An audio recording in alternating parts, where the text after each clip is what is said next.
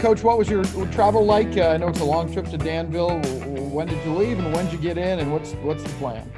Yeah, we had a great send-off through town, and we had a police escort out of town, which was awesome, and made us feel real special. So we appreciate first off Mayor Crooks and the Trenton Police Department and the fire department for going out of their way and doing that for us, and had a lot of fans show up on the side of 9th Street and downtown in Geyer, around Geyer Hall and stuff. And so it was a pretty nice little send-off for us and got us off on the right foot. And it was it's about a 6.5 hour drive up here. And so we made it up around 8 o'clock. We stopped in Champaign, Illinois, and ate some Portillo's, a little Chicago staple up there. And, ate some Portillo's, and then got to our room and got accustomed to everything. And hopefully we're set in for the long haul. Now, you have a scheduled practice time, I guess it is today on Monday, and that's the only practice time the tournament allows. But what is your preparation going to be like for the game on Wednesday? Yeah, we don't get a ton of time on the court, which is unfortunate, but, it is what it is, and we'll go from there. So a lot of film watching. We'll get in a conference room and we'll watch some film, and we'll go over a lot of stuff that Iowa Lakes does. We'll probably try to get in some yoga and some physical activity that's not on the court, just to keep our guys active and their minds fresh and everything. And then, we'll hopefully be ready to roll by Wednesday morning at 11 a.m. and be good to go. Yeah, you mentioned Iowa Lakes. What do they have? What kind of team are they? They're really good. They're here for a reason, and they're sixth in this tournament for a reason, and they shoot the ball really, really well. I think they do a great job of finding their shooters. They got 5 guys that average double figures, so that they're really balanced.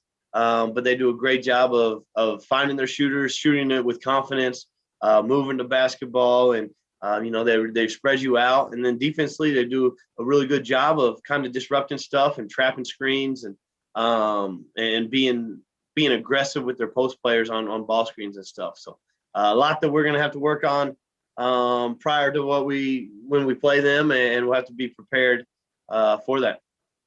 How are you treating this? You mentioned watching a lot of film and all that kind of stuff, but what I mean is a lot of coaches maybe would feel like this is a reward for a good season. You're going to go, you're going to participate.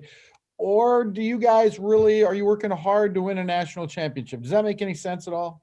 Yeah, it does. We certainly have to appreciate what's got us here and all that stuff, but I don't think, we can cut the cake and eat it yet or anything. Like, we have to, I think our mindset is we're still in the season and we're still playing. And so we can't treat this like a vacation or anything like that. And so, I think all our guys see the opportunity ahead of them. They believe in themselves. They believe in each other. We're happy to be here, but we're not satisfied to be here. So there's a lot of work that we have left to do. And, we're hoping that we can stay in Danville as long as possible. And if we do that, that's going to mean we get some wins along the way. And we're playing on Saturday. Yeah, this is a unique tournament, and I kind of like it because it's not a one and done, even though you won't be in contention for the national title. If you are beaten, you get at least 2 games, right? Yeah, you get 2 games no matter what. It's great for our guys' exposure. It's great for just us to continue to get to play and stuff. And, not a lot of teams get to do that. And so it is double elimination. We obviously want to be on that winner side as much as possible because you can't work your way up on the loser side. So we obviously want to be on the winner side as much as possible. But if we do happen to slip up and lose, we'll have opportunities to continue to play and continue to get a place in national tournament, which is ultimately our goal. Everybody healthy, kind of ready to go here? I know you had some nagging injuries. So far, React's still struggling with his ankle. But other than that, I think everybody's pretty healthy and ready to roll. It's been a week. It's been over a week since we played. And so we waited and we just did some shooting stuff. We didn't do too much of physicality 5-on-5 stuff throughout the week because we weren't for sure on our COVID tests and everything. And once those came back all negative, we were kind of ready. We were able to get after it a little more on Friday and Saturday. But, so we gave the guys some time to heal up and, hopefully it'll pay off with their legs everything once we get rolling. You said the COVID word. Yeah.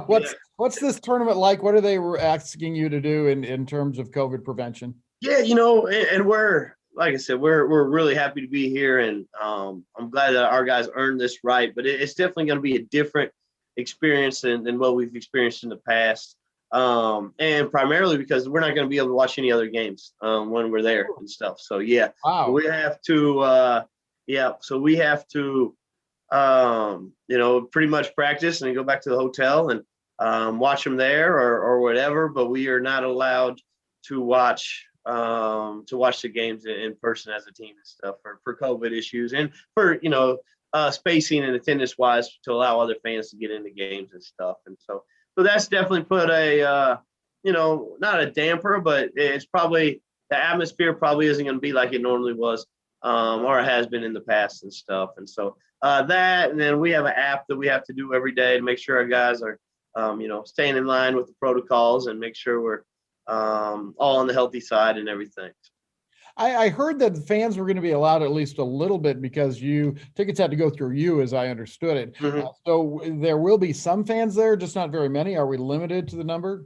Yeah, we get a list, and so if somebody wants to come out, they just get a hold of us. We put them on the list, and from what I've been told, that they'll be able to get in for that single game. Single games are $5 a piece, and they'll be able to get in for that game. But they won't be able to stick around. If they want to have an opportunity to watch another game, they can see if there's any general admission tickets left, because there are some of those. And that's just on a first come, first served basis, depending on the teams and stuff. And if they're allowed to do that, then they'll be able to get in. Boy, the weirdness of this season just continues, doesn't it? It certainly does. Certainly does. So do they give you a time to show up, like for your 11 o'clock game? You get to be there at 9? That's a great question. No, I think we can show up about an hour 15 ahead, just like we have during the year. And we'll probably be stuck to our locker rooms until we can get out on the court and roll. So. That's crazy. Hey, There was a time in this season where I think it was early on.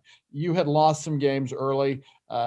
People were saying, this isn't the same team as last year and all that kind of stuff. But you were playing a much harder schedule. You were doing some things that I think were conducive. Moberly area, for instance, number one in Division I tournament in the seeding.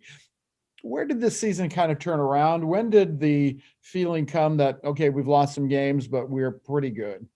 I don't know. I thought, we had lost those games and we were playing good teams, the mineral areas, the Moberlys. And so, we were going through a little patch, but I would say probably late February, probably after the KCK game when we lost that, we went on a little roll after that. And we were able to, build some confidence with our play and get some good wins on the road and everything, and get a little win streak rolling. So I'd probably say late February, early March is where we kind of got rolling a little bit, and just, I don't think we were playing horrible. We were just playing really good competition, and we're still trying to figure out a lot of stuff. Players were still trying to figure stuff out.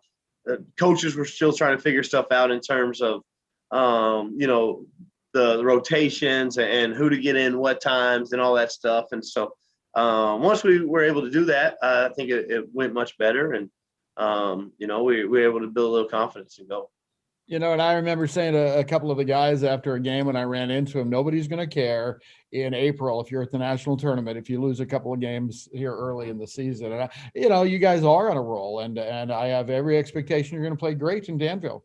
Yeah, appreciate that, and we love those expectations that we're supposed to win every single game, and I think that's, that's something that our guys have done a great job building here. Is when we lose, it's a shocker, and that's great, but at the same time, that's tough, especially for guys that come in, every year or every 2 years and stuff, and they might not know the history, or they might not know the background and stuff of the program, and it's hard to live up to that at times and stuff. And so our guys have done a great job of it and just riding the wave and continue going on and stuff. But, we love those expectations, but at the same time, it can be pretty tough. Well, I hope you have a great time in every sense of that phrase in Danville this week. I know you're going to play hard. There's no question about that. And best of luck. Appreciate it. Thank you, Rick.